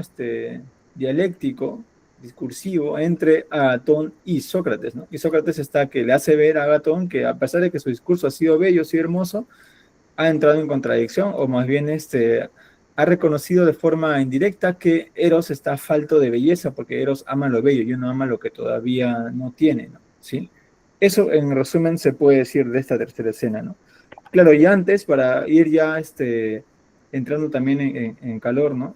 Mientras conversa con Erixímaco, ¿no? Por ahí está. Dice que, claro, Sócrates dice, he hablado como un profeta, dice acá la traducción. Bueno, en verdad está mal dicho, ¿no? Porque no, acá no se habla de profeta, sino de mántico, ¿no? ¿Sí? O sea, como adivino, más que como profeta, ¿no? Sí, pero claro, entiendo que para agilizar nuestro lenguaje ponga profeta y uno entienda que no es alguien que habla del futuro, ¿no? Bueno, en fin. Y claro, están acá ya acercando la figura de Sócrates como una suerte de hechicero, ¿no? Lo cual se va a ver reflejado ya en la última escena que vamos a ver, ¿no? Que Sócrates se presenta justamente como el discípulo de una persona que es Diótima, y ella sí es justamente, ¿no? Ella tiene el don de curar, en fin, ya vamos a ver qué características tiene, ¿no? Diótima, ¿sí? Pero en fin, se queja, ¿no? Sócrates de que le han dado ese lugar y que va a ser muy difícil competir con los que ya han hablado, y de hecho dice, yo ya no voy a competir, ¿no? Dice, ya no voy a competir, ¿sí? Han hablado tan bien que no tendría sentido que yo compita en quién va a ser el mejor discurso. Así que si me dejan hablar como yo quiero hablar, entonces puedo hablar. Y si no, pues ya aquí acaba este juego, ¿no? Entonces, como pues le tienen mucha estima, Sócrates dice, ya bueno, habla nada más, habla según tu deseo. Y las preguntas que estaban pendientes antes de que dé su discurso a Gatón, bueno, acá ya son hechas, ¿no?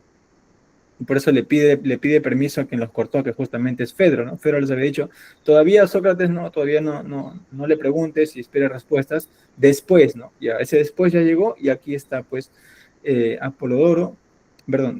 Sócrates con el dueño de la casa, ¿no? Ahí debatiendo y justamente le hace ver, pues, estas deficiencias en su discurso, deficiencias lógicas en su discurso, ¿no? Con Agatón, no con Apolodoro, con Agatón, ¿sí? Y ahí llega esa contradicción y ahora Sócrates mismo va a decirle por qué justamente le he hecho estas preguntas, porque él dice, yo también era como tú, yo también le pregunté estas cosas a Diótima y justamente la respuesta que tú me diste fue la que yo también le di, ¿no? ¿Sí? Bien, no sé si hay algún comentario aquí que hacer. Esta es una escena muy corta, es una escena de intermedio para que ya luego venga, pues, ¿no?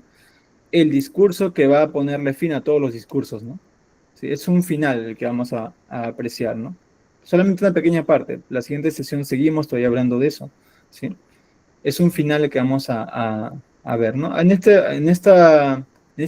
diálogo hay tres finales, ¿no? Este es uno. Luego va a venir otro y luego va a venir otro, ¿sí?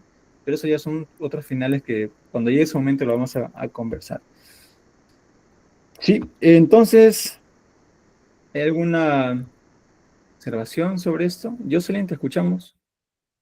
Sí, bueno, acá, bueno, es Platón Sócrates, ¿no? Bueno, en el discurso de Aristófanes se había hablado del deseo, ¿no? Que no un deseo vulgar, sino un deseo más puro y enmarcado dentro de la moderación al culto a los dioses también. Con Agatón veíamos el tema de las bondades del dios y los bienes que nos trae.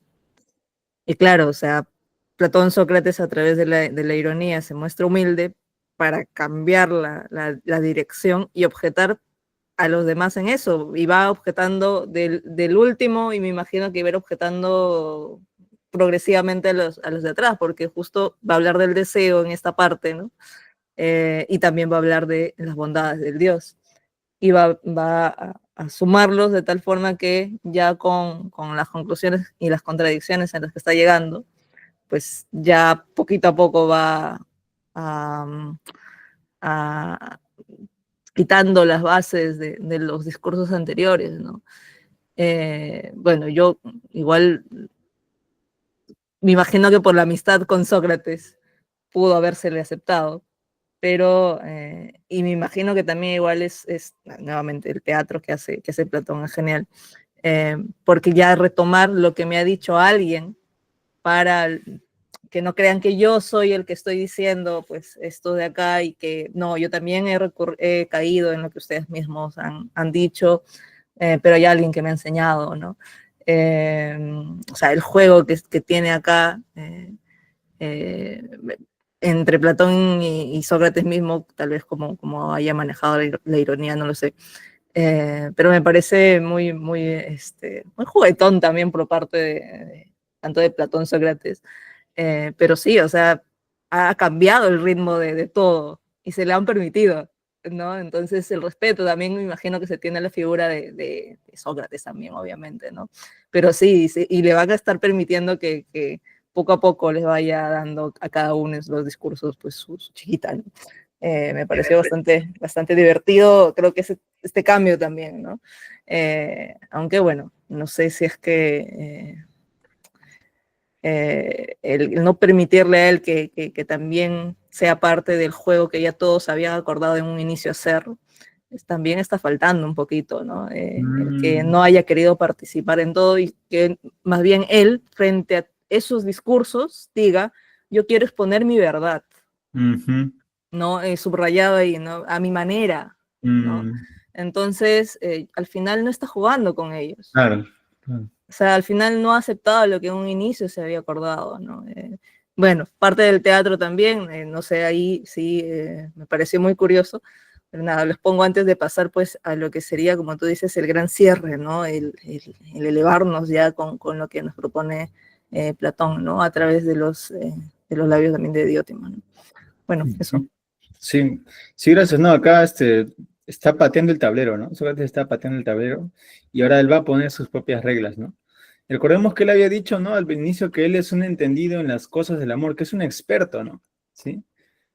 Y claro, en griego se dice deinos, ¿no? Es un deinos eroticos, ¿no? Es alguien que sabe, ¿no? Entonces ahora tiene que defender eso que ha dicho. O sea, igual no puede escaparse porque él ya anticipó que él sabe de las cosas del amor, ¿no? Y de hecho en los diálogos anteriores, en su primera etapa, nomás cuando hablaba con Elisis, también decía, ¿no? Si bien yo no sé muchas cosas del amor, sí puedo decirte algo, ¿no? Entonces acá va a demostrar quién le ha enseñado, ¿no? O por qué está diciendo que sabe de cosas del amor. Sí, claro, pero no lo va a hacer en el formato que ya habían todos acordado, sino que lo va a hacer nuevamente a su manera, ¿no? A su manera, como Frank Sinatra. Bien, ahora viene pues la presentación de un último personaje, el penúltimo, porque ahí falta que aparezca otro más, ¿no? Que es la sacerdotisa Diótima, ¿sí? Así que Diótima también ahí atenta para que ya comience con el diálogo con el bueno de Sócrates, ¿sí? Entonces empezamos, esta también es una escena corta, pero bastante cargada de información, ¿sí? Aquí vamos a escuchar muchas novedades respecto a Eros. Entonces empezamos en 3, 2, 1 y ya. Pero voy a dejarte por ahora y les contaré el discurso sobre Eros que oí un día de labios de una mujer de Mantinea, Diótima, que era sabia en estas y otras muchas cosas. Así, por ejemplo, en cierta ocasión consiguió para los atenienses, al haber hecho un sacrificio por la peste, un aplazamiento de 10 años de la epidemia. Ella fue precisamente la que me enseñó también las cosas del amor. Intentaré pues exponerles yo mismo por mi cuenta, en la medida en que pueda y partiendo de lo acordado entre Agatón y yo, el discurso que pronunció aquella mujer. En consecuencia, es preciso, Agatón, como tú explicaste, describir primero a Eros mismo, quién es y cuál es su naturaleza, y después exponer sus obras. Me parece, por consiguiente, que lo más fácil es hacer la exposición como en aquella ocasión procedió la extranjera cuando iba interrogándome, pues poco más o menos también yo le decía lo mismo que Agatón ahora a mí. Quiero ser un gran dios y que hablar de las cosas bellas, pero ella me refutaba con los mismos argumentos que yo a él, que según mis propias palabras, no era ni bello ni bueno. ¿Cómo dices, Diótima? ¿Entonces Eros es feo y malo? Habla mejor. ¿Crees que lo que no sea bello necesariamente hará de ser feo? Exactamente. ¿Y lo que no sea sabio, ignorante? ¿No te has dado cuenta de que hay algo intermedio entre la sabiduría y la ignorancia? ¿Qué es ello? No sabes que el opinar rectamente, incluso sin dar poder razón de ello, no es ni saber, pues una cosa de la que no se puede dar razón no podría ser conocimiento, ni tampoco ignorancia, pues lo que posee realidad no puede ser ignorancia. La recta opinión es, pues, algo así como una cosa intermedia entre el conocimiento y la ignorancia. Tienes razón. No pretendas, por tanto, que lo que no es bello sea necesariamente feo, ni lo que no es bueno, malo. Y así también respecto a Eros, puesto que tú mismo estás de acuerdo en que no es ni bueno ni bello. No creas tampoco que ha de ser feo y malo, sino algo intermedio entre esos dos. Sin embargo, se reconoce por todos que es un gran dios. ¿Te refieres a todos los que no saben o también a los que saben? Absolutamente a todos, por supuesto. Entonces ella sonriendo me dijo, ¿Y cómo podrían estar de acuerdo, Sócrates, en que es un gran dios aquellos que afirman que ni siquiera es un dios? ¿y quiénes son estos? Uno eres tú y otra yo. ¿Cómo explicas eso? Fácilmente. Dime, ¿no afirmas que todos los dioses son felices y bellos? ¿O te atreverías a afirmar que algunos de entre los dioses no es bello y feliz? Por Zeus, yo no. ¿Y no llamas felices precisamente a los que poseen las cosas buenas y bellas? Efectivamente. Pero en relación con Eros, al menos has reconocido que, por carecer de cosas buenas y bellas, desea precisamente eso mismo de lo que está falto. Lo he reconocido en efecto. Entonces, ¿cómo podría ser Dios el que no participa de lo bello y de lo bueno? De ninguna manera, según parece. ¿Ves pues que tampoco tú consideras Dios a Eros? ¿Qué puede ser entonces Eros? ¿Un mortal? En absoluto. Pues, ¿qué entonces? Como en los ejemplos anteriores, algo intermedio entre lo mortal y lo inmortal. ¿Y qué es ello, Diótima? Un gran demon, Sócrates. Pues también todo lo demónico está entre la divinidad y lo mortal. ¿Y qué poder tiene? Interpreta y comunica a los dioses las cosas de los hombres y a los hombres las de los dioses. Súplicas y sacrificios de los unos y de los otros, órdenes y recompensas por los sacrificios. Al estar en el medio de unos y otros, llena el espacio entre ambos, de suerte que el todo queda unido consigo mismo como un continuo. A través de él funciona toda la adivinación y el arte de los sacerdotes relativa tanto a los sacrificios como a los ritos, en salmos, toda clase de mántica y de magia. La divinidad no tiene contacto con el hombre, sino que es a través de este demon como se produce todo contacto y diálogo entre dioses y hombres, tanto como si están despiertos como si están durmiendo. Y así, el que es sabio en tales materias es un hombre demónico, mientras que el que lo es en cualquier otra cosa, ya sea en las artes o en los trabajos manuales, es un simple artesano. Estos demones, en efecto, son numerosos y de todas las clases, y uno de ellos es también Eros. ¿Y quién es su padre y su madre?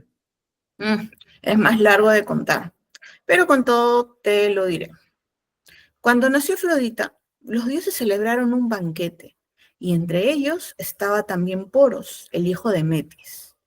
Después que terminaron de comer, vino a mendigar Penía, como era de esperar en una ocasión festiva, y estaba cerca de la puerta. Mientras, Poros, embriagado de néctar, pues aún no había vino, entró en el jardín de Zeus y, entorpecido por la embriaguez, se durmió. Entonces venía, maquinando, impulsada por su carencia de recursos, a hacerse un hijo de Poros, se acuesta a su lado y concibió a Eros. Por esa razón, precisamente, es Eros también acompañante y escudero de Afrodita, al ser engendrado en la fiesta del nacimiento de la diosa, y al ser a la vez, por naturaleza, un amante de lo bello, dado que también Afrodita es bello.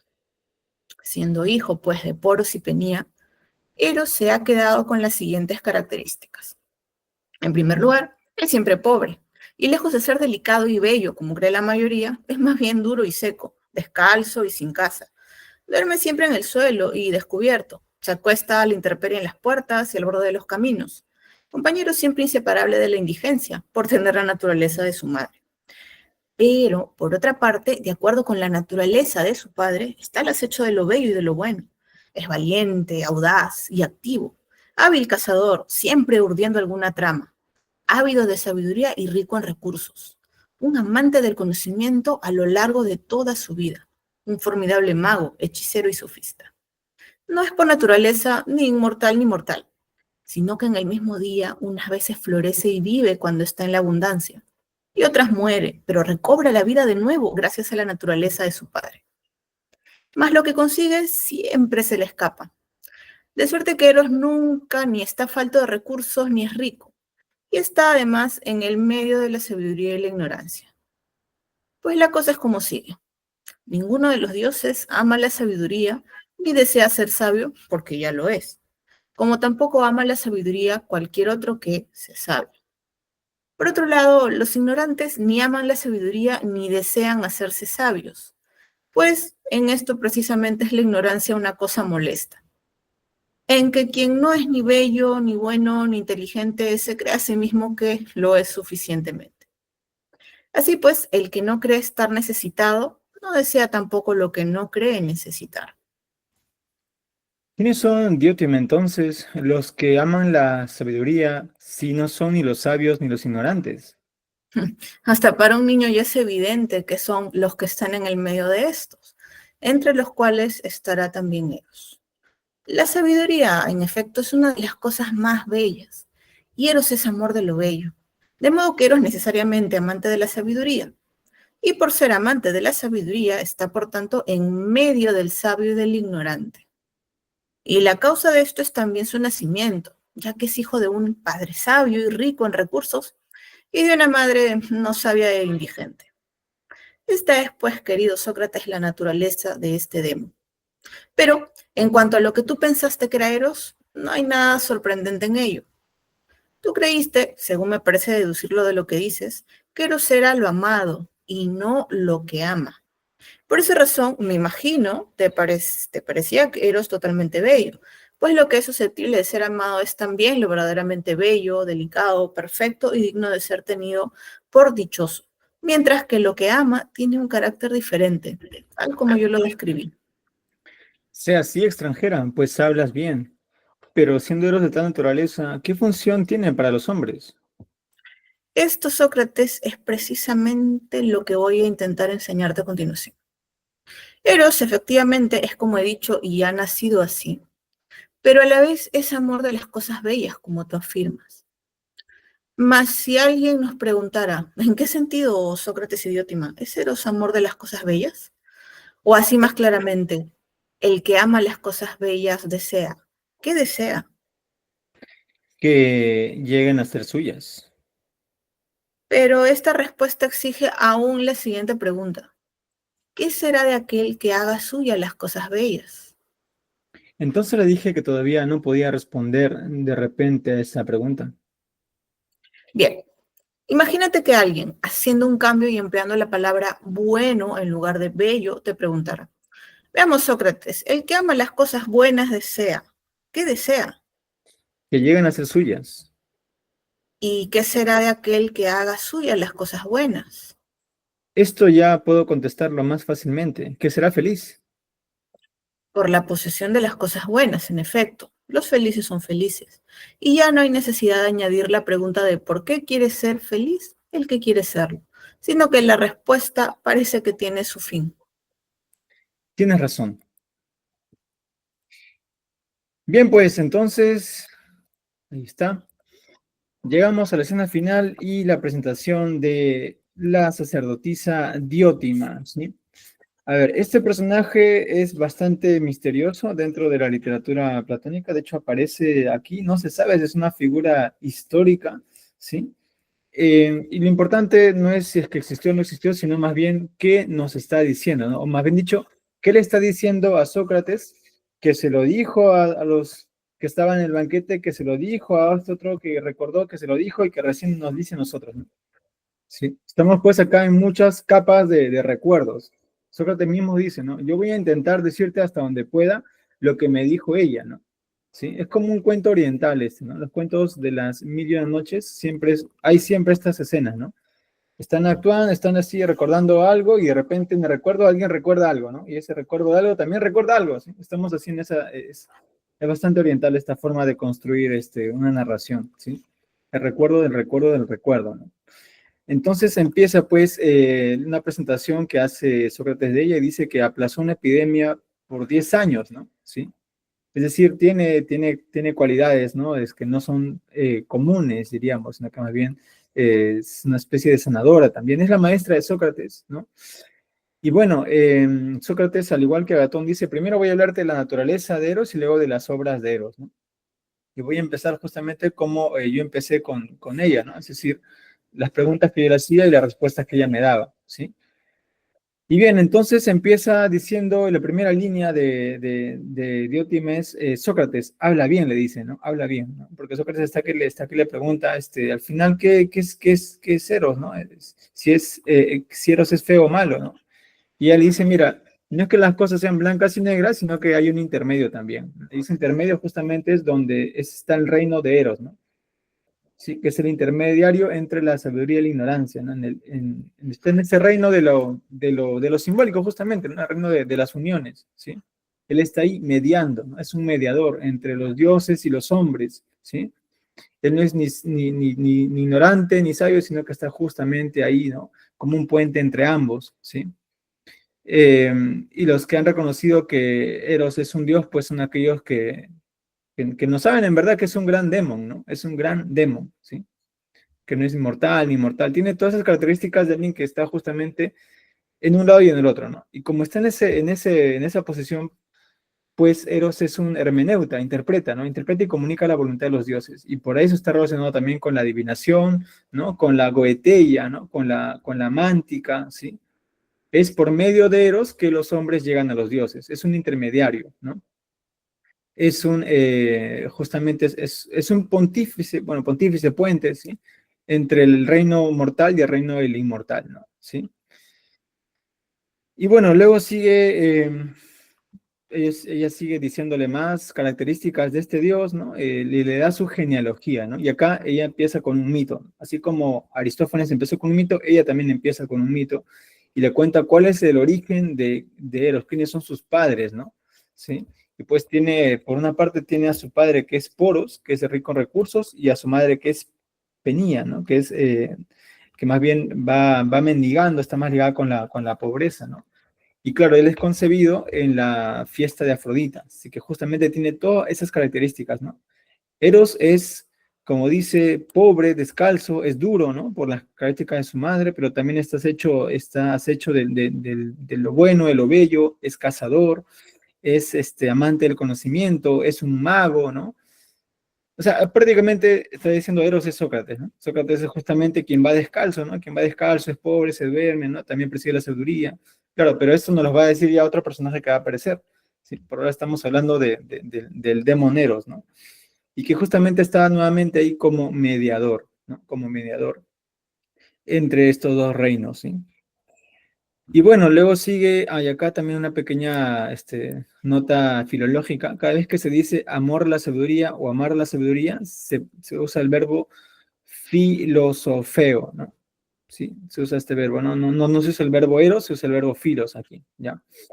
Y al final, pues, transforma al eros sí, al eros en filósofo, ¿no? Acá lo dice, ¿no? Eros, debido a todo lo que tiene, es necesario que él sea, pues, filósofo. O sea, Eros es filósofo al final, ¿no? O sea, este Dios ya no es Dios, es un demo, ¿no? ¿Sí? Es un demo. Y es más, ni siquiera ya es Eros, ahora ya es otro tipo de amor, ¿no? El amor que se le da a la sabiduría, que es el amor filial, el amor filos, ¿sí? Justamente aquí, en una investigación que hice hace unos años atrás, justamente ahí puse esto de relevancia, que en este texto Platón transforma a Eros en filos, ¿no? Y justamente por eso Eros tiene que ser filósofo, pues, ya no erótico, ¿no? Y bien, y así queda, Eros queda transformado, queda con otras características, ya no las comunes, ya no es un dios, sino más bien es lo que está entre los dioses y los hombres, ¿sí? Sigue amando las cosas bellas, no porque sea feo, sino porque está justamente en el intermedio entre la fealdad y la belleza, ¿no? Sí, y está siempre buscando también, pues, eh, justamente la bondad y la belleza y todo lo demás que su padre tiene y que su madre no, ¿sí? Bien, entonces con eso terminamos con una, como se dan cuenta, con una mezcla entre mito y narración y a la vez diálogo, ¿no? Aquí Diótima y Sócrates están usando todos los recursos que ya han usado los otros simposiastas, ¿sí? Se cuenta un mito, se dialoga, ¿no? ¿Sí? Se dan características, y claro, Diótima también, como es sacerdotisa y todo lo demás, también su palabra es poética también, ¿no? Hay mucho de arte también en sus palabras. Están todo aquí siendo superado, como también ya estaba anunciando Jocelyn, ¿no? Bien, pues, no sé qué les ha parecido esta primera introducción al diálogo entre Sócrates y Diótima. Sí, vamos a continuar hablando de ellos todavía y finalmente va a aparecer el bueno de Alcibiades que está por ahí, que se guarda, ¿no? Termina de hablar Sócrates y Diótima y aparece Alcibiades, ¿no? Que va a dar un segundo remate, ¿no? Y al final viene otro remate más, que eso ya viene pues en la última sesión. A ver, ¿qué les ha parecido? ¿Creen que Diótima está que dice cosas que no son? No sé, ¿qué les parece su definición de Eros, ¿no? No es un dios, sino es un demon. Recuérdense que también en las mitologías griegas, ¿no? Había toda una jerarquía, ¿no? Primero están los dioses, luego están los demones, luego están, ¿no? los seres humanos, ¿sí? Hay toda una jerarquía dentro de la propia concepción que ellos tienen ¿no? de los entes que están superiores a ellos. Y puede vendría a ser en todo caso un demonio mediador, ¿sí? Un daimon, ¿sí? Un daimon. Una entidad metafísica, como dice el texto, una entidad metafísica cósmica intermediaria entre dioses y hombres, ¿no? ¿Sí? De ahí a un paso nomás está el cristianismo, ¿no? Que justamente, ¿no? Cristo justamente es el mediador, pues, entre Dios y los hombres también, ¿no? Porque él también es hombre y también es Dios, ¿sí? De acá hay un paso nada más a esto, ¿eh? Por eso también los padres, ¿no? de la iglesia también vieron con buenos ojos pues a Platón, ¿no? Mucho de lo que dice Platón puede ser compatible también con las doctrinas cristianas, ¿sí? Estamos a una semana nada más de recordar pues la pasión de Cristo, ¿no? Que justamente es el mediador entre Dios y los hombres, ¿no? Así como Eros aquí es mediador entre los mortales y los dioses. En fin. Cerramos entonces Así, Fernando, vamos, Fernando. Sí. Antes de cerrar. No, Max, pero esto de que sea el Daemon un mediador, no descarta que al final sea, pues, divino. Pero no totalmente, o sea, es medio divino, medio divino, sí. El A mí Daemon, es un sí. recurso, ¿no te parece que es un recurso para dar cuenta que como demonión, Eros, incluso quiénes son sus padres? O sea, les falta algo. Ujú, ujú. ¿No? Es un recurso para dar cuenta de esa necesidad de que le falta algo. Sí, claro, falta completarse, pues, sí. Pero Sí, sí. a la larga es divino, pues. Ahí, en cambio, los otros dioses olímpicos, o sea, su perfil es definitivamente, no les falta nada, lo tienen todo. Pero en el fondo Ujú. también les falta algo. Ellos son producto de esa necesidad de ser reconocidos como tales. Ah, ok. Si nos Sí. ponemos así a reflexionar, o sea, Ya. los dioses, Ujú. son tal como se los presenta Homero y lo continúa la tradición, o es una creación del poeta. Mm. Claro, la imagen del dios lo ofrece el poeta, ¿no? Él Ya, ofrece las claro, imágenes de los claro, dioses. Sí, ya, pero el dios mismo, difícil, ¿no? claro, claro, Sí. le da imagen a quién, a lo misterioso, a lo divino, Claro, sí, sí, sí, sí. que podríamos decir nosotros, necesita también ser determinado. ¿Y quién lo va a determinar? El poeta. Ujú, ujú. O Sí, sea, sí, la claro. experiencia religiosa de interacción, o sea, se contempla y el hombre contempla y a la vez también es contemplado por lo divino. Hay una interacción. Ahora, para dar cuenta de eso, eh, ¿no te parece que está la presencia del daemon, daimonión y demás? Ujú. Es como una suerte de musa, ¿no? Si lo podemos poner así en esas palabras. Es quien inspira justamente a que el mortal se acerque a lo divino, ¿no? Porque Ajá, comparten ambas naturalezas, pues por eso. así Sí, es. sí, Ya, sí, quedó comparte claro, ambas. quedó claro. Sí. A Ujú. ver, Jocelyn. Jocelyn, a ver, te escuchamos. Sí, bueno, en esa línea, al menos ya en la presentación que aquí hace Sócrates, igual no sé si después tal vez lo enfatiza, en esta primacía tal vez del Eros como Demon y el especificar que solo los dioses, eh, pues al completarse con la felicidad ya no necesitan más que eso, algo así, ¿no? Y ya como que está siendo más tajante la división y que solamente, no sé, pues, en su idea del bien me hace recordarlo. El bien no necesita de nosotros necesitamos del bien, ¿no? Entonces ya no hay una Claro. reciprocidad o es en ese sentido, tal y como lo expuso también, por ejemplo, Aristófanes. Aristófanes en su mito dice, bueno, es que tampoco no nos fulminaron porque ellos necesitaban del cuidado que Claro. nosotros damos Ujú, a ellos, del culto, ujú, ¿no? Y eso también se repite, recuerdo que eso también lo mencionaban en anteriores y que eso fue por, también igual uno de los sofistas también mencionaba esa parte, es tradición, ¿no? sí. Pero cuando me dices que solo a través del demon y ya no los dioses se comunican con nosotros, sino solo a través del demon, Ajá, que ajá. es filósofo para colmo, Entonces, ¿no? Es claro. filósofo, o sea, Mm. ya no hay comunicación y ya no hay esta interdependencia, sino solamente se va hacia un camino unívoco, ¿no? Entonces, creo que aquí también igual está planteando ya esto, Muy, ¿no? muy inteligente tu observación, Ujú. claro. Es decir, es el hombre que se está empinando en soberbia y ya en nombre de la idea de lo supremo, ese no necesita lo mortal. Exactamente. Muy bien, Jocelyn, ¿no? Está creando, claro, un sendero, ¿no? Es el Claro. camino, la verdad y la vida para llegar a los dioses, pues, ¿no? El que yo estoy creando acá, este sendero, ¿no? Ajá. Sí, sí, sí. Mm, Exactamente. O sea, en otras mm. palabras, la divinidad de Platón, como todos conocemos, ya no necesita a los hombres, más bien son los hombres los que necesitan plenamente de él, que es muy diferente en la religión. Ya eso es pues, Sí, ahora, y a la larga, y a la vez, ¿y quién conoce a ese bien supremo? El filósofo, sí, pues. Es el camino, justamente, es el camino, sí.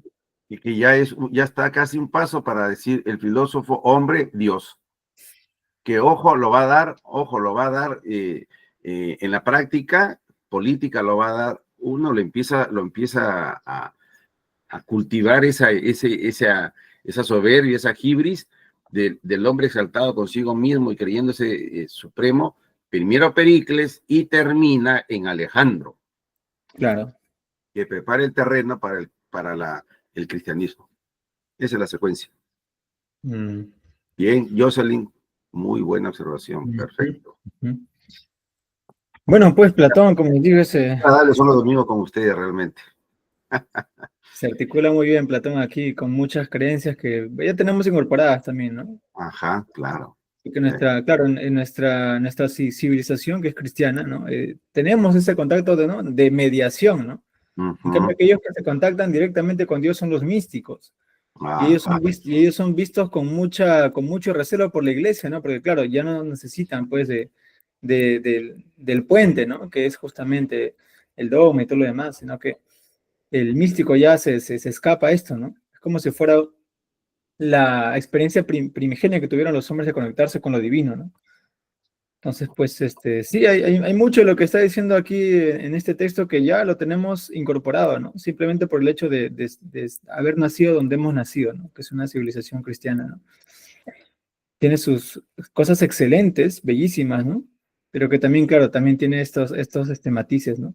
Que vienen de la filosofía. Bien, muchas gracias por tu compañía. Nos vemos entonces en las siguientes semanas. Voy a terminar de grabar y para dar los siguientes anuncios, ¿sí? Detener la grabación.